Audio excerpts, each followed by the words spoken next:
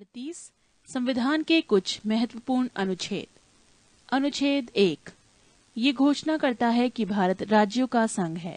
अनुच्छेद 3 संसद विधि द्वारा नए राज्य बना सकती है तथा पहले से अवस्थित राज्यों के क्षेत्रों, सीमाओं एवं नामों में परिवर्तन कर सकती है। अनुच्छेद 5 संविधान के प्रारंभ होने के समय भारत में रहने वाले वो सभी व्यक्ति यहाँ के नागरिक होंगे जिनका जन्म भारत में हुआ हो, जिनके पिता या माता भारत के नागरिक हों या संविधान के प्रारंभ के समय से भारत में रह रहे हों। अनुच्छेद 53 संघ की कार्यपालिका संबंधी शक्ति राष्ट्रपति में निहित रहेगी। अनुच्छेद 64 उपराष्ट्रपति राज्यसभा का पदेन अध्यक्ष होगा। अनुच्छेद 74 एक मंत्री परिषद होगी जिसके शीर्ष पर प्रधानमंत्री रहेगा, जिसकी सहायता एवं सुझाव के आधार पर राष्ट्रपति अपने कार्य संपन्न करेगा। राष्ट्रपति मंत्री परिषद के लिए किसी सलाह के पुनर्विचार को आवश्यक समझ सकता है, पर पुनर्विचार के पश्चात दी गई सलाह के अनुसार वो कार्य करेगा। इससे संबंधित किसी विवाद की परीक्षा किसी न्यायालय में नहीं की जाएगी। अनुच्छेद 76 राष्ट्रपति द्वारा महान्यायवादी की नियुक्ति की जाएगी। अनुच्छेद 78 प्रधानमंत्री का ये कर्तव्य होगा कि वो देश के प्रशासनिक एवं विधायी मामलों तथा मंत्रिपरिषद के निर्णयों के संबंध में राष्ट्रपति को सूचना दे, यदि राष्ट्रपति इस प्रकार की सूचना प्राप्त करना आवश्यक समझे। अनुच्छेद 86 इसके अंतर्गत राष्ट्रपति द्वारा संसद को संबोधित करने तथा संदेश भेजने के अधिकार का उल्लेख है। अनुच्छेद 108 यदि किसी विधेयक के संबंध में दोनों सदनों में गतिरोध उत्पन्न हो गया हो तो संयुक्त अधिवेशन का प्रावधान है। अनुच्छेद 110 धन विधेयक को इसमें परिभाषित किया गया है। अनुच्छेद 111 संसद के दोनों सदनों द्वारा पारित विधेयक राष्ट्रपति के पास जाता है। राष्ट्रपति उस विधेयक को सम्मति प्रदान कर सकता है या अस्वीकृत कर सकता है। वो संदेश के साथ या बिना संदेश के संसद को उस पर पुनर्विचार के लिए भेज सकता है, पर यदि दोबारा विधेयक को संसद द्वारा राष्ट्रपति के पास भेजा जाता है तो वो इसे अस्वीकृत नहीं करेगा। अनुच्छेद 112 प्रत्येक वित्तीय वर्ष हेतु राष्ट्रपति द्वारा संसद के समक्ष बजट पेश किया जाएगा। अनुच्छेद 123 संसद के अवकाश सत्र नहीं चलने की स्थिति में राष्ट्रपति को अध्यादेश जारी करने का अधिकार। अनुच्छेद 124 इसके अंतर्गत सर्वोच्च न्यायालय के गठन का वर्णन है। अनुच्छेद 129 सर्वोच्च न्यायालय एक अभिलेख न्यायालय है। अनुच्छेद 148 नियंत्रक एवं महालेखा परीक्षक की नियुक्ति राष्ट्रपति द्वारा की जाएगी। अनुच्छेद 163 राज्यपाल के कार्यों में सहायता एवं सुझाव देने के लिए राज्यों में एक मंत्रिपरिषद एवं इसके शीर्ष पर मुख्यमंत्री होगा, पर राज्यपाल के स्वविवेक संबंधी कार्यों में वो मंत्रिपरिषद के सुझाव लेने के लिए बाध्य नहीं होगा। अनुच्छेद 169 राज्यों में विधान परिषदों की रचना या उनकी समाप्ति विधानसभा द्वारा बहुमत से पारित प्रस्ताव तथा संसद द्वारा इसकी स्वीकृति से संभव है। अनुच्छेद 200 राज्यों की विधायिका द्वारा पारित विधेयक राज्यपाल के समक्ष प्रस्तुत किया जाएगा। वो इस पर अपनी सम्मति दे सकता है या इसे अस्वीकृत कर सकता है। वो इस विधेयक को संदेश के साथ या बिना संदेश के पुनर्विचार हेतु विधायिका को वापस भेज सकता है, पर पुनर्विचार के बाद दोबारा विधेयक आ जाने पर वो इसे अस्वीकृत नहीं कर सकता।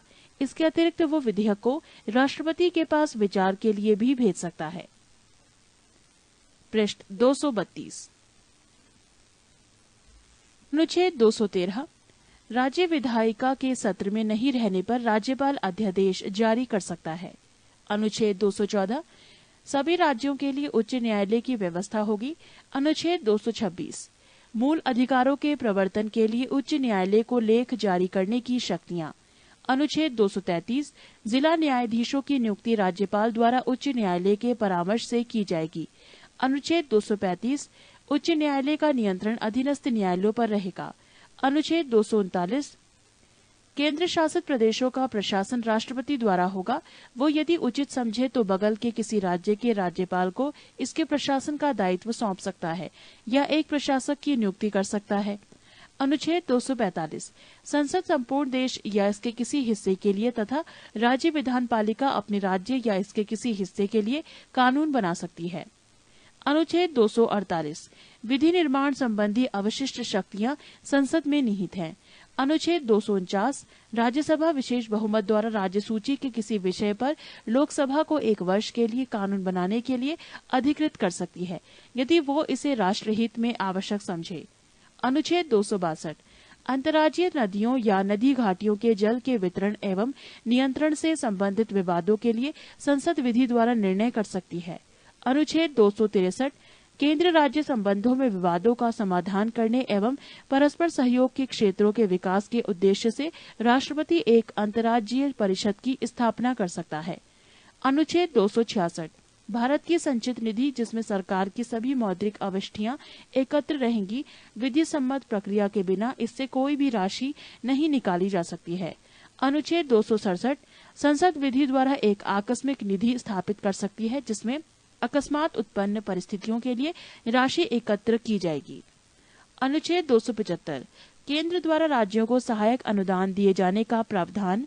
अनुच्छेद 280 राष्ट्रपति हर 5वें वर्ष एक वित्त आयोग की स्थापना करेगा, जिसमें अध्यक्ष के अतिरिक्त 4 अन्य सदस्य होंगे तथा जो राष्ट्रपति के पास केंद्र एवं राज्यों के बीच करों के वितरण के संबंध में अनुशंसा करेगा। अनुच्छेद 300 का राज्य किसी भी व्यक्ति को उसकी संपत्ति से वंचित नहीं करेगा। पहले ये प्रावधान मूल अधिकारों के अंतर्गत था, पर संविधान के 44वें संशोधन 1978 ईस्वी के द्वारा उसे ये अनुच्छेद 300 का में एक सामान्य वैधानिक कानूनी अधिकार के रूप में अवस्थित किया गया। अनुच्छेद 312 राज्यसभा विशेष बहुमत द्वारा नई अखिल भारतीय सेवाओं की स्थापना की अनुशंसा कर सकती है। अनुच्छेद 315 संघ एवं राज्यों के लिए एक लोक सेवा आयोग की स्थापना की जाएगी। अनुच्छेद 324 चुनाव के पर्यवेक्षण, निर्देशन एवं नियंत्रण संबंधी समस्त शक्तियां चुनाव आयोग में निहित रहेंगी। अनुच्छेद 326 लोकसभा तथा विधानसभाओं में चुनाव व्यस्क मताधिकार के आधार पर होगा। अनुच्छेद 331 आंग्ल भारतीय समुदायों के लोगों का राष्ट्रपति द्वारा लोकसभा में मनोनयन संभव है, यदि वो समझे कि उनका उचित प्रतिनिधित्व नहीं है। अनुच्छेद 332 अनुसूचित जाति एवं जनजातियों का विधानसभाओं के आरक्षण में प्रावधान। पृष्ठ 233 अनुच्छेद 333 आंग्ल भारतीय समुदायों के लोगों का विधानसभाओं में मनोनयन। अनुच्छेद 335 अनुसूचित जातियों, जनजातियों एवं पिछड़े वर्गों के लिए विभिन्न सेवाओं के पदों में आरक्षण का प्रावधान। अनुच्छेद 343 संघ की आधिकारिक भाषा देवनागरी लिपि में लिखी गई हिंदी होगी। अनुच्छेद 347 यदि किसी राज्य में पर्याप्त संख्या में लोग किसी भाषा को बोलते हों और उनकी आकांक्षा हो कि उनके द्वारा बोली जाने वाली भाषा को मान्यता दी जाए, तो इसकी अनुमति राष्ट्रपति दे सकता है। अनुच्छेद 351 ये संघ का कर्तव्य होगा कि वो हिंदी भाषा का प्रसार एवं उत्थान करे, ताकि वो भारत की मिश्रित संस्कृति के सभी अंगों के लिए अभिव्यक्ति का माध्यम बने।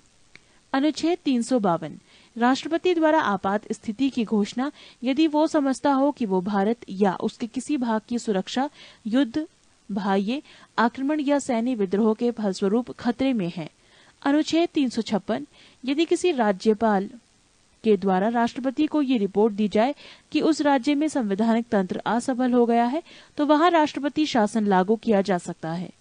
अनुच्छेद 360 यदि राष्ट्रपति ये समझता है कि भारत या इसके किसी भाग की वित्तीय स्थिरता ये एवं साख खतरे में है, तो वो वित्तीय आपात स्थिति की घोषणा कर सकता है।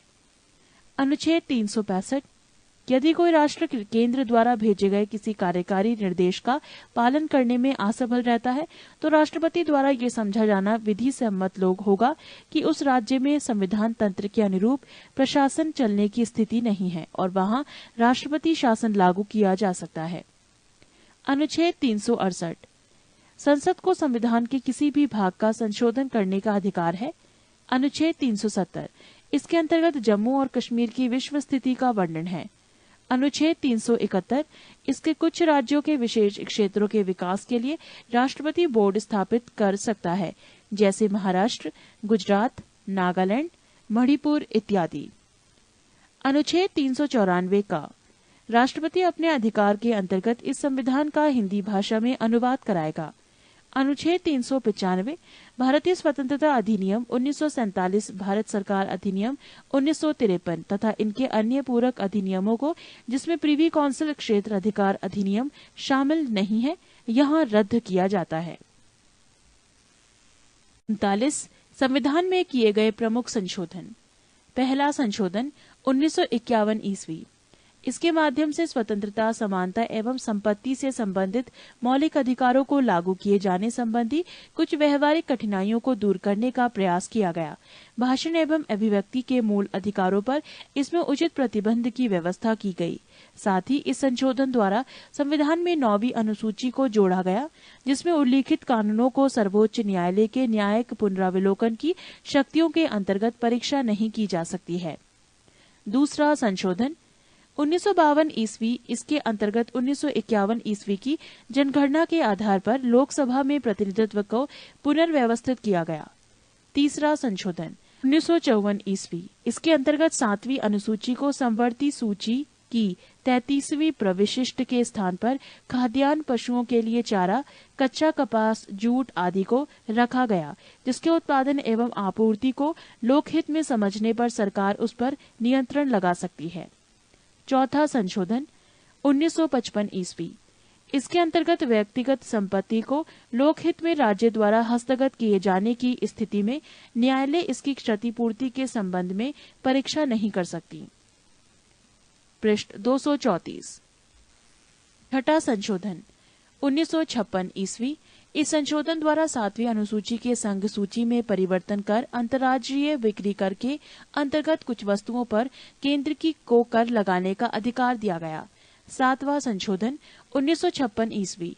इस संशोधन द्वारा भाषाई आधार पर राज्यों का पुनर्गठन किया गया, जिसमें पहले के 3 श्रेणियों में राज्यों के वर्गीकरण को समाप्त करते हुए राज्यों एवं केंद्र शासित प्रदेशों में उन्हें विभाजित किया गया। साथ ही उनके अनुरूप केंद्र एवं राज्य की विधान पालिकाओं में सीटों को पुनर्व्यवस्थित किया गया। 8वां संशोधन 1959 ईस्वी। इसके अंतर्गत केंद्र एवं राज्यों के निम्न सदनों में अनुसूचित जाति, अनुसूचित जनजाति एवं आंग्ल भारतीय समुदायों के एक आरक्षण संबंधी प्रावधानों को 10 वर्षों के लिए अर्थात 1970 ईस्वी तक बढ़ा दिया गया। 9वां संशोधन 1960 ईस्वी। इसके द्वारा संविधान की प्रथम अनुसूची में परिवर्तन करके भारत और पाकिस्तान के बीच 1958 ईस्वी की संधि की शर्तों के अनुसार बेरुबारी, खुलना आदि क्षेत्र पाकिस्तान को दे दिए गए। 10वां संशोधन 1961 ईस्वी। इसके अंतर्गत भूतपूर्व पुर्तगाली अतः क्षेत्रों दादर एवं नगर हवेली को भारत में शामिल कर उन्हें केंद्र शासित प्रदेश का दर्जा दे दिया गया। 11वां संशोधन 1961 ईस्वी।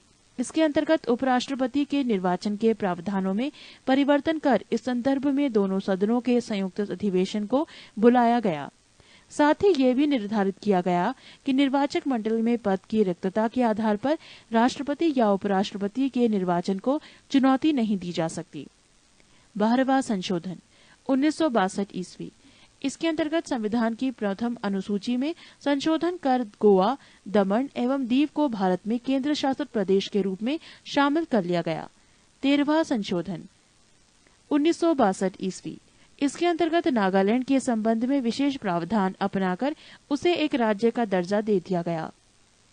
14वां संशोधन 1963 ईस्वी।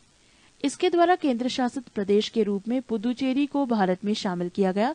साथ ही इसके द्वारा हिमाचल प्रदेश, मणिपुर, त्रिपुरा, गोवा, दमन और दीव तथा पुदुचेरी केंद्र शासित प्रदेशों में विधान पालिका एवं मंत्रिपरिषद की स्थापना की गई। 15वां संशोधन 1963 ईस्वी। इसके अंतर्गत उच्च न्यायालय के न्यायाधीशों की सेवा मुक्ति की आयु 60 से बढ़ाकर 62 वर्ष कर दी गई तथा अवकाश प्राप्त न्यायाधीशों की उच्च न्यायालय में नियुक्ति से संबंधित प्रावधान बनाए गए। 16वां संशोधन 1963 ईस्वी। इसके द्वारा देश की संप्रभुता एवं अखंडता के हित में मूल अधिकारों पर कुछ प्रतिबंध लगाने के प्रावधान रखे गए।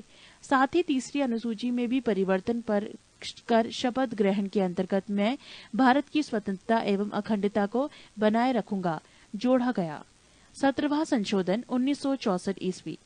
इसमें संपत्ति के अधिकारों में और भी संशोधन करते हुए कुछ अन्य भूमि सुधार प्रावधानों को 9वीं अनुसूची में रखा गया, जिनकी वैधता की परीक्षा सर्वोच्च न्यायालय द्वारा नहीं की जा सकती थी। 18वां संशोधन 1966 ईस्वी। इसके अंतर्गत पंजाब का भाषाई आधार पर पुनर्गठन करते हुए पंजाबी भाषी क्षेत्र को पंजाब एवं हिंदी भाषी क्षेत्र को हरियाणा के रूप में गठित किया गया। पर्वतीय क्षेत्र हिमाचल प्रदेश को दे दिए गए तथा चंडीगढ़ को केंद्र शासित प्रदेश बनाया गया। 19वां संशोधन 1966 ईस्वी। इसके अंतर्गत चुनाव आयोग के अधिकारों में परिवर्तन किया गया एवं उच्च न्यायालयों को चुनाव याचिकाएं सुनने का अधिकार दिया गया। 20वां संशोधन 1966 ईस्वी। इसके अंतर्गत अनियमितता के आधार पर नियुक्त की कुछ जिला न्यायाधीशों की नियुक्ति को वैधता प्रदान की गई। 21वां संशोधन 1967 ईस्वी। इसके द्वारा सिंधी भाषा को संविधान की 8वीं अनुसूची के अंतर्गत 15वीं भाषा के रूप में शामिल किया गया। पृष्ठ 235। 22वां संशोधन 1969 ईस्वी। इसके द्वारा असम से अलग करके एक नया राज्य मेघालय बनाया गया। 23वां संशोधन 1969 ईस्वी। इसके अंतर्गत विधान पालिकाओं में अनुसूचित जाति एवं अनुसूचित जनजाति के आरक्षण एवं आंग्ल भारतीय समुदायों के लोगों का मनोनयन और 10 वर्षों के लिए बढ़ा दिया गया। 24वां संशोधन 1971 ईस्वी। इस संशोधन के अंतर्गत संसद की इस शक्ति को स्पष्ट किया गया कि वो संविधान के किसी भी भाग को, जिसमें भाग 3 के अंतर्गत आने वाले मूल अधिकार भी हैं, संशोधित कर सकती हैं। साथ ही ये भी निर्धारित किया गया कि संशोधन संबंधी विधेयक जब दोनों सदनों से पारित होकर राष्ट्रपति के समक्ष जाएगा तो इस पर राष्ट्रपति द्वारा सम्मति दिया जाना बाध्यकारी होगा। 26वां संशोधन 1971 ईस्वी। इसके अंतर्गत भूतपूर्व देशी राज्यों के शासकों की विशेष उपाधियों एवं उनके प्रिवी पर्स को समाप्त कर दिया गया। 27वां संशोधन 1971 ईस्वी। इसके अंतर्गत मिजोरम एवं अरुणाचल प्रदेश को केंद्र शासित प्रदेशों के रूप में स्थापित किया गया। 29वां संशोधन 1972 ईस्वी। इसके अंतर्गत केरल भू सुधार संशोधन अधिनियम 1969 तथा केरल भू सुधार संशोधन अधिनियम 1971 को संविधान की 9वीं अनुसूची में रख दिया गया, जिससे इसकी संवैधानिक वैधता को न्यायालय में न चुनौती दी जा सके। 31वां संशोधन 1973 ईस्वी। इसके द्वारा लोकसभा के सदस्यों की संख्या 525 से 545 कर दी गई तथा केंद्र शासित प्रदेशों का प्रतिनिधित्व 25 से घटाकर 20 कर दिया गया। 32वां संशोधन 1974 ईस्वी। इसके द्वारा संसद एवं विधान पालिकाओं के सदस्यों द्वारा दबाव में या जबरदस्ती किए जाने पर इस्तीफा देना अवैध घोषित किया गया एवं अध्यक्ष को ये अधिकार दिया गया कि वो सिर्फ स्वेच्छा से दिए गए एवं उचित त्यागपत्र को ही स्वीकार करें। 34वां संशोधन 1974 ईस्वी। इसके अंतर्गत विभिन्न राज्यों द्वारा पारित 20 भू सुधार अधिनियम को 9वीं अनुसूची में प्रवेश देते हुए उन्हें न्यायालय द्वारा संवैधानिक वैधता के परीक्षण से मुक्त किया गया। 35वां संशोधन 1974 ईस्वी। इसके अंतर्गत सिक्किम का संरक्षित राज्यों का दर्जा समाप्त कर उसे संबद्ध राज्य के रूप में भारत में प्रवेश दिया गया। 36वां संशोधन 1975 ईस्वी। इसके अंतर्गत सिक्किम को भारत का 22वां राज्य बनाया गया। 37वां संशोधन 1975 ईस्वी। इसके तहत आपात स्थिति की घोषणा और राष्ट्रपति, राज्यपाल एवं केंद्र शासित प्रदेशों के प्रशासनिक प्रधानों द्वारा अध्यादेश जारी किए जाने को अविवादित बनाते हुए न्यायिक पुनर्विचार से उन्हें मुक्त रखा गया। 39वां संशोधन 1975 ईस्वी। इसके द्वारा राष्ट्रपति, उपराष्ट्रपति, प्रधानमंत्री एवं लोकसभा अध्यक्ष के निर्वाचन संबंधी विवादों को न्यायिक परीक्षण से मुक्त कर दिया गया। 41वां संशोधन 1976 ईस्वी। इसके द्वारा राज्य लोक सेवा आयोग के सदस्यों की सेवा मुक्ति की आयु सीमा 60 से बढ़ाकर 62 वर्ष कर दी गई, पर संघ लोक सेवा आयोग के सदस्यों की सेवानिवृत्ति की अधिकतम आयु 65 वर्ष रहने दी गई। 42वां संशोधन 1976 ईस्वी। इसके द्वारा संविधान में व्यापक परिवर्तन लाए गए, जिनमें से मुख्य निम्नलिखित थे। क. संविधान की प्रस्तावना में समाजवादी, धर्मनिरपेक्ष एवं एकता और अखंडता आदि शब्द जोड़े गए। ख. सभी नीति निर्देशक सिद्धांतों को मूल अधिकारों पर सर्वोच्चता सुनिश्चित की गई। ग. इसके अंतर्गत संविधान में 10 मौलिक कर्तव्यों का अनुच्छेद 51 क भाग 4 क के अंतर्गत जोड़ा गया। पृष्ठ 236। घ. इसके द्वारा संविधान को न्यायिक परीक्षण से मुक्त किया गया। सभी विधान सभाओं एवं लोकसभा की सीटों की संख्या को इस शताब्दी के अंत तक के स्थिर कर दिया गया। च लोकसभा एवं विधानसभाओं की अवधि को 5 से 6 वर्ष कर दिया गया। 6 इसके द्वारा ये निर्धारित किया गया कि किसी केंद्रीय कानून की वैधता पर सर्वोच्च न्यायालय एवं राज्य के कानून की वैधता का उच्च न्यायालय की परीक्षण करेगा। साथ ही ये भी निर्धारित किया गया कि किसी संवैधानिक वैधता के प्रश्न पर 5 से अधिक न्यायाधीशों की बेंच द्वारा 2/3 बहुमत से निर्णय दिया जाना चाहिए और यदि न्यायाधीशों की संख्या 5 तक हो तो निर्णय सर्वसम्मति से होना चाहिए। ज इसके द्वारा वन संपदा, शिक्षा, जनसंख्या नियंत्रण आदि विषयों को राज्य सूची से संवर्ती सूची के अंतर्गत कर दिया गया। झ इसके अंतर्गत निर्धारित किया गया कि राष्ट्रपति मंत्रिपरिषद एवं उसके प्रमुख प्रधानमंत्री की सलाह के अनुसार कार्य करेगा। ट इसने संसद को राष्ट्र विरोधी गतिविधियों से निपटने के लिए कानून बनाने के अधिकार दिए एवं सर्वोच्चता स्थापित की। 44वां संशोधन 1978 ईस्वी। इसके अंतर्गत राष्ट्रीय आपात स्थिति लागू करने के लिए आंतरिक अशांति के स्थान पर सैन्य विद्रोह का आधार रखा गया एवं आपात स्थिति संबंधी अन्य प्रावधानों में परिवर्तन लाया गया जिससे उनका दुरुपयोग न हो। इसके द्वारा संपत्ति के अधिकार को मौलिक अधिकारों के भाग से हटाकर विधिक कानूनी अधिकारों की श्रेणी में रख दिया गया। लोकसभा तथा राज्य विधानसभाओं की अवधि 6 वर्ष से घटाकर पुनः 5 वर्ष कर दी गई। उच्चतम न्यायालय को राष्ट्रपति तथा उपराष्ट्रपति के निर्वाचन संबंधी विवाद को हल करने की अधिकारिता प्रदान की गई। 50वां संशोधन 1984 ईस्वी। इसके द्वारा अनुच्छेद 33 में संशोधन कर सैन्य सेवाओं की पूरक सेवाओं में कार्य करने वालों के लिए आवश्यक सूचनाएं एकत्रित करने, देश की संपत्ति की रक्षा करने और कानून तथा व्यवस्था से संबंधित दायित्व भी दिए गए। साथ ही इन सेवाओं द्वारा उचित कर्तव्य पालन हेतु संसद को कानून बनाने के अधिकार भी दिए गए। 52वां संशोधन 1985 ईस्वी। इस संशोधन के द्वारा राजनीतिक दल बदल पर अंकुश लगाने का लक्ष्य रखा गया। इसके अंतर्गत संसद या विधानमंडलों के उन सदस्यों को अयोग्य घोषित कर दिया जाएगा जो उस दल को छोड़ते हैं जिसके चुनाव चिन्ह पर उन्होंने चुनाव लड़ा था। पर यदि किसी दल की संसदीय पार्टी के 1/3 सदस्य अलग दल बनाना चाहते हैं तो उन पर अयोग्यता लागू नहीं होगी। दल बदल विरोधी इन प्रावधानों को संविधान की 10वीं अनुसूची के अंतर्गत रखा गया। 53वां संशोधन 1986 ईस्वी। इसके अंतर्गत अनुच्छेद 371 में खंड जी छोड़कर मिजोरम को राज्य का दर्जा दिया गया। 54वां संशोधन 1986 ईस्वी। इसके द्वारा संशोधन संविधान की 2री अनुसूची में भाग डी में संशोधन कर न्यायाधीशों के वेतन में वृद्धि का अधिकार संसद को दिया गया। 55वां संशोधन 1986 ईस्वी। इसके अंतर्गत अरुणाचल प्रदेश को राज्य बनाया गया। 56वां संशोधन 1987 ईस्वी। इसके अंतर्गत गोवा को एक राज्य का दर्जा दिया गया तथा दमन तथा दीव को केंद्र शासित प्रदेश के रूप में ही रहने दिया गया। 57वां संशोधन 1987 ईस्वी। इसके अंतर्गत अनुसूचित जनजातियों के आरक्षण के संबंध में मेघालय, मिजोरम, नागालैंड एवं अरुणाचल प्रदेश की विधानसभा सीटों का परिसीमन इस शताब्दी के अंत तक के लिए किया गया। पृष्ठ 237। 58वां संशोधन 1987 ईस्वी। इसके द्वारा राष्ट्रपति को संविधान का प्रामाणिक हिंदी संस्करण प्रकाशित करने के लिए अधिकृत किया गया। 60वां संशोधन 1988 ईस्वी। इसके अंतर्गत व्यवसाय कर की सीमा 250 रुपये से बढ़ाकर 2500 रुपये के प्रति व्यक्ति प्रतिवर्ष कर दी गई। 61वां संशोधन 1989 ईस्वी। इसके द्वारा मतदान के लिए आयु सीमा 21 वर्ष से घटाकर 18 लाने का प्रस्ताव था। 65वां संशोधन 1900 ईस्वी। इसके द्वारा अनुच्छेद 338 में संशोधन करके अनुसूचित जाति तथा जनजाति आयोग के गठन की व्यवस्था की गई है। 69वां संशोधन 1991 ईस्वी। दिल्ली को राष्ट्रीय राजधानी क्षेत्र बनाया गया तथा दिल्ली संघ राज्य क्षेत्र के लिए विधानसभा और मंत्रिपरिषद का उपबंध किया गया। 70वां संशोधन 1992 ईस्वी।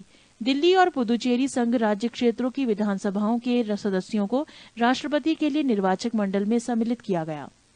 71वां संशोधन 1992 ईस्वी। 8वीं अनुसूची में कोंकणी, मणिपुरी और नेपाली भाषा को सम्मिलित किया गया।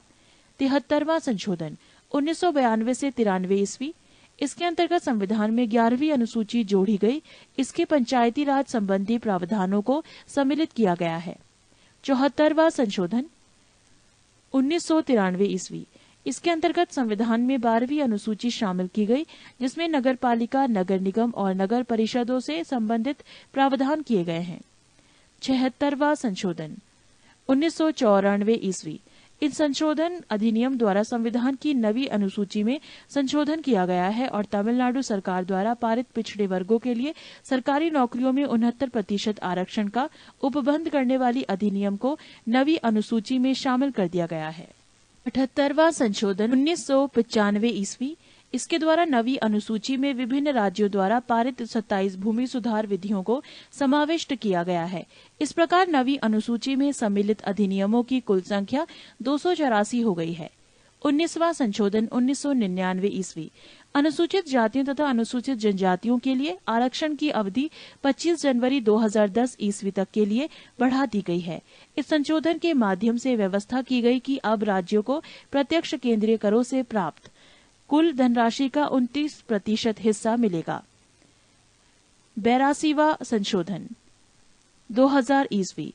इस संशोधन के द्वारा राज्यों को सरकारी नौकरियों में आरक्षित रिक्त स्थानों की भर्ती हेतु प्रोन्नति के मामलों में अनुसूचित जातियों एवं अनुसूचित जनजातियों के अभ्यर्थियों के लिए न्यूनतम प्राप्तांकों में छूट प्रदान करने की अनुमति प्रदान की गई है। 83वां संशोधन 2000 ईस्वी। इस संशोधन द्वारा पंचायती राज संस्थाओं में अनुसूचित जाति के लिए आरक्षण का प्रावधान न करने की छूट प्रदान की गई है। अरुणाचल प्रदेश में कोई भी अनुसूचित जाति न होने के कारण उसे ये छूट प्रदान की गई है। 84वां संशोधन 2001 ईस्वी। इस संशोधन अधिनियम द्वारा लोकसभा तथा विधानसभाओं की सीटों की संख्या में वर्ष 2026 तक कोई परिवर्तन न करने का प्रावधान किया गया है। 85वां संशोधन 2001 ईस्वी। सरकारी सेवाओं में अनुसूचित जाति या जनजाति के अभ्यर्थियों के लिए पदोन्नतियों में आरक्षण की व्यवस्था।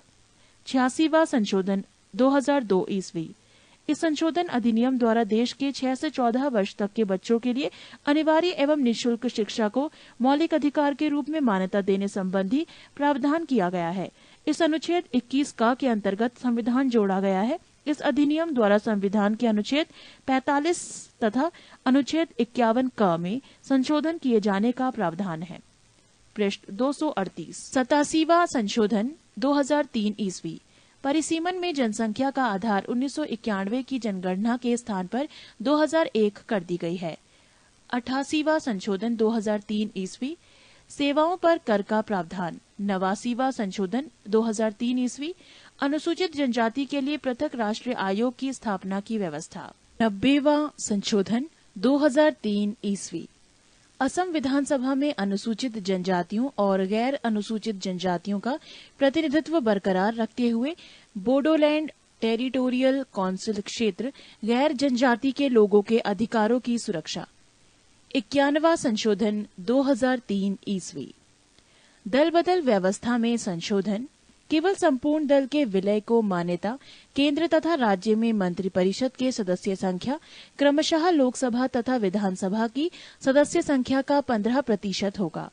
जहां सदन की सदस्य संख्या 40-40 है, वहां अधिकतम 12 होगी। 12वां संशोधन 2003 ईस्वी। संविधान की 8वीं अनुसूची में बोडो, डोगरी, मैथिली और संथाली भाषाओं का समावेश। 93वां संशोधन 2006 ईस्वी। शिक्षा संस्थानों में अनुसूचित जाति और अनुसूचित जनजाति और अन्य पिछड़े वर्गों के नागरिकों के दाखिले के लिए सीटों के आरक्षण की व्यवस्था संविधान के अनुच्छेद 15 की धारा 4 के प्रावधानों के तहत की गई है। 94वां संशोधन 2006 ईस्वी। इस संशोधन द्वारा बिहार राज्य को एक जनजाति कल्याण मंत्री नियुक्त करने के उत्तरदायित्व से मुक्त कर दिया गया तथा इस प्रावधान को झारखंड व छत्तीसगढ़ राज्यों में लागू करने की व्यवस्था की। मध्य प्रदेश एवं उड़ीसा राज्य में ये प्रावधान पहले से ही लागू है। भारतीय संविधान से संबंधित ये जानकारी समाप्त होती है। पृष्ठ 239।